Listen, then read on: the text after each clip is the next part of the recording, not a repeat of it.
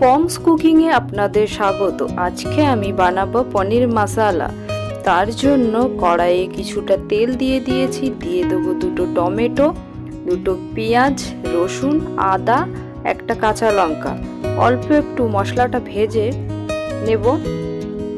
ভাজা হয়ে গেলে এবার একটি পাত্রে তুলে নেব, মশলাটা ঠান্ডা করতে দেব।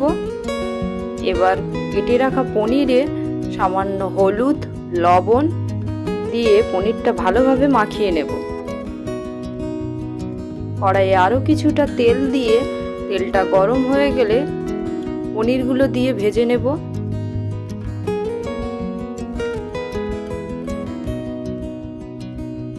পনিরগুলো ভাজা হয়ে গেলে এবার একটি পাত্রে দেব।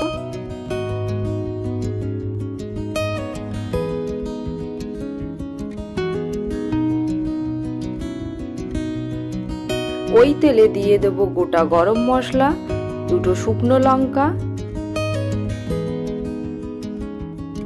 দিয়ে একটি মিক্সি জারে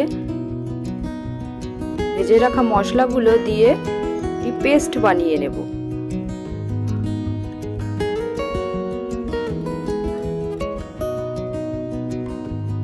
মশলার পেস্টটি দিয়ে কয়েক মিনিট ভালোভাবে কষিয়ে নিতে হবে, যতক্ষণ না মশলা থেকে তেল ছাড়ছে।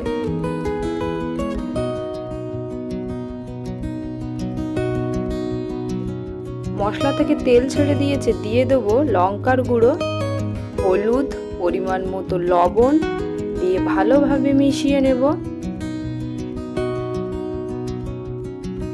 দিয়ে দেবো জিরের গুঁড়ো, ধনিয়া গুঁড়ো দিয়ে অল্প একটু জল দিয়ে মশলাটাকে আরও কয়েক মিনিট ভালোভাবে কষে নিতে হবে।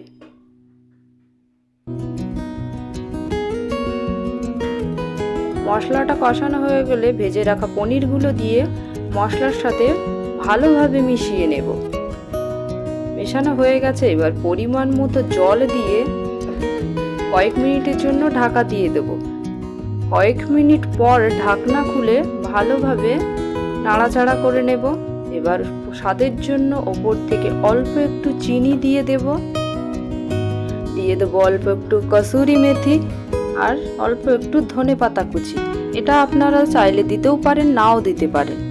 সব শেষে ওপর থেকে অল্প একটু গরম মশলা গুঁড়ো দিয়ে নামিয়ে নিলেই রেডি পনির মশলা। ভিডিওটি ভালো লাগলে লাইক, কমেন্ট এবং শেয়ার করবেন। চ্যানেলটি সাবস্ক্রাইব করে আমাদের পাশে থাকবেন।